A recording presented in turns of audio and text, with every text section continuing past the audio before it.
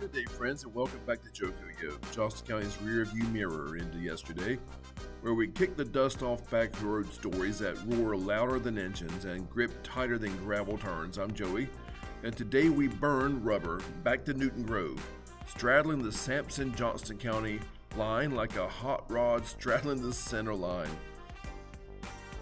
This tale traces a Korean War veteran's journey from Army half-tracks and frozen hills to a quarter mile of red Carolina clay, black dirt too, where his grandfather once chased moonshine runners as sheriff through those same pine thickets. Picture a young entrepreneur eyeing rusting Fords and farmyards, seeing not scrap metal but the future of speed, then carving a straight strip from his own farmland to light up the first Christmas tree in eastern North Carolina drag racing history. Settle into the passenger seat, y'all. This story and the birth of Easy Street drag strips going to unfold just ahead. Newton Grove, North Carolina, 1931, a sleepy crossroads where black land cotton fields stretch heavy under the August sun and pine thickets whisper secrets of moonshine stills hidden everywhere. Into this world comes Charles Edward Tart, inheriting deep Sampson County roots from grandfather Whit Tart, who is a legendary sheriff whose nights blurred into days chasing souped-up flathead Fords through Duplin County backroads during Prohibition's dying roars. Whit's tales around the dinner table must have burned bright in young Charles's imagination, highballing V8s screaming through darkness, revenuers eating dust, speed transformed from crime to legend. Those stories planted seeds that would sprout decades later in ways that Whit had never imagined. Charles grew up working those stubborn black acres alongside his family through mastering mules and mechanics the way Pine Level farm boys mastered tobacco harvest. Then Korea called. January 1949 finds 17-year-old Charles at Fort Lewis, Washington, trading our Carolina clay for Army discipline. 3.5 years hardened him. Frozen Korea hills, half-track engines roaring under fire, logistics drilled into muscle memory. He got an honorable discharge, so he came home June 25, 1952, carrying post-war restlessness that stirred thousands of young veterans across America. Back in Newton Grove, the world pulsed with change. Hot rods ruled Saturday nights as teenagers wrenched thunder from their backyard V8s, but legitimate racing? Cow pastures and abandoned airstrips where wrecks outnumbered trophies. That's where that's going to happen.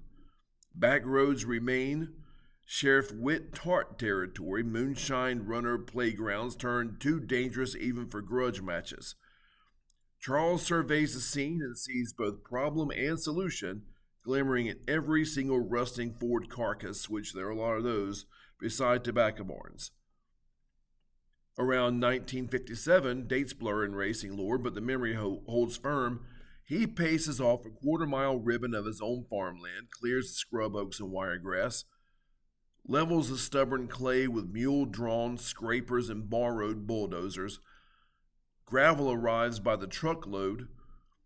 He marks the starting line with chalked boards, erects a homemade staging tower, wires 4 light bulbs into a Christmas tree that grows green, yellow, amber, red. An Easy Street drag strip opens.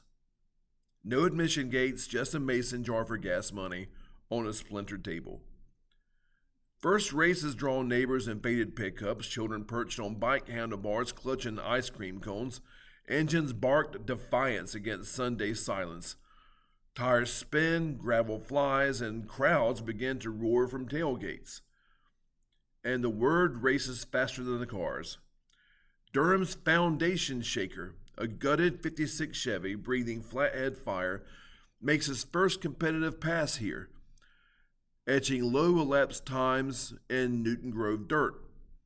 Fayetteville gearheads rumble across the river. Johnston County hot rodders from Selma, Clayton, thirsty for a quarter-mile glory.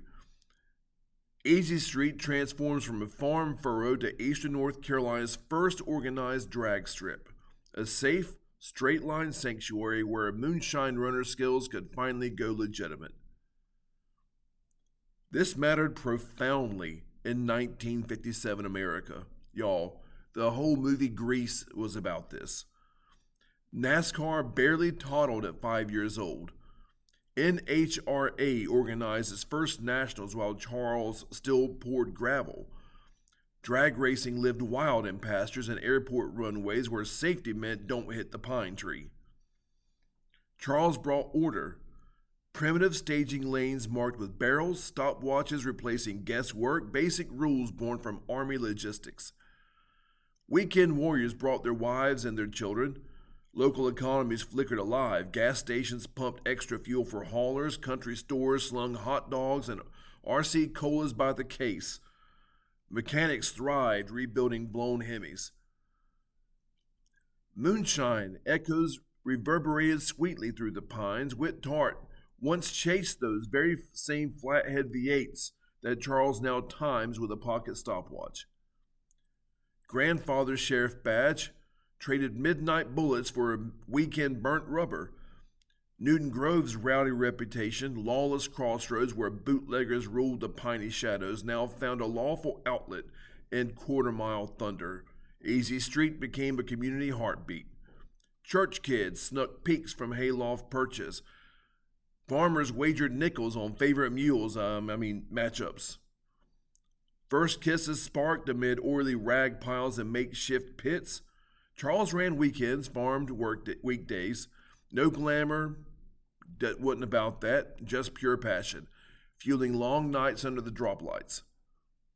Track evolved through sweat, denser gravel biting harder launches, louder engines shaking porch windows 2 miles distant. Bigger crowds stretching parking across 3 different pastures. Racers' pilgrimage from Kinston, Goldsboro, even Charlotte's emergence drag stream. Easy Street carved permanent place among Carolina drag pioneers, granddad to the Piedmont Dragway and uncle to Kinston's concrete quarter. Time eventually banked the quarters too sharp, asphalt beckoned with promises of ET slips. Family grew demanding, and early 1960s saw Easy Street surrender to soybeans. Farm reclaimed the quarter mile, but the memories etched permanent. Charles Tart lived vibrantly into 88 years old, dying in Linden, North Carolina in 2019. His obituary celebrated retired Army veteran alongside undying drag racing passion. Grandchildren inherited those stories brighter than those magnesium flares, and now it's no more. Newton Grove hugs Johnston County's line like a hot rod hugging the groove. Sampson's soil melts seamlessly into Johnston's red clay and also our own black soil. You had Johnston County racers from all over our area going over to Easy Street. Charles Tart didn't build for Sampson alone. He sort of built for himself and also for the love of the thing. Sheriff Tart chased moonshine. Charles brought those same flathead beasts home to make it legitimate. Give them something real to do, something that wasn't illegal with their cars.